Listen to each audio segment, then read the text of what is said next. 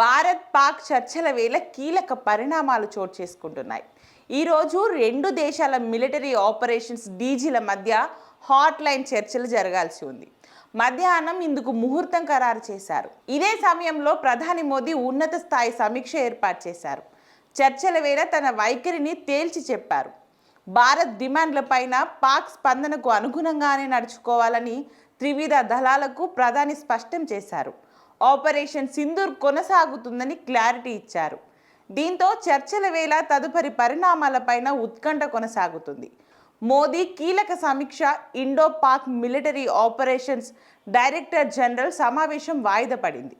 ఈ మధ్యాహ్నం 12 గంటలకే జరగాల్సిన భేటీ అనూహ్యంగా వాయిదా వేశారు. ఈ సమయంలోనే ప్రధాని మోదీ కీలక సమావేశం ఏర్పాటు చేశారు.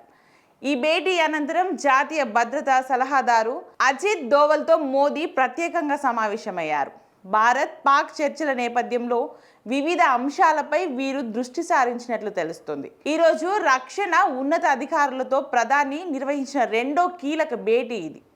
ఇరు వరుసల భేటీలతో పాక్ పైన ఒత్తిడి పెంచే వ్యూహాలకు మోదీ పదును పెడుతున్నారు.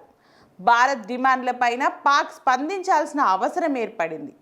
పాక్ను పూర్తిగా ఫిక్స్ చేసే లక్ష్యంతోనే చర్చలు వాయిదా వేసినట్టు తెలుస్తుంది.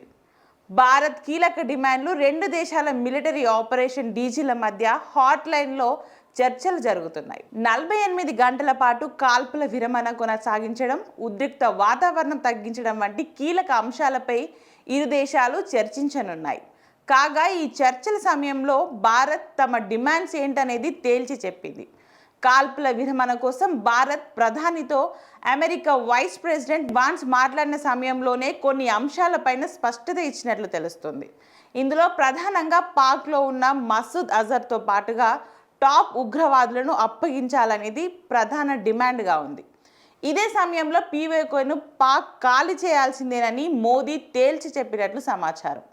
పాక్ మళ్లీ రెచ్చగొడితే కాల్పుల విరమణ నిర్ణయం తర్వాత భారత్ సరిహద్దు ప్రాంతాలలో రెచ్చగొట్టే చర్యలకు దిగింది. డ్రోన్లతో దాడులకు ప్రయత్నించింది.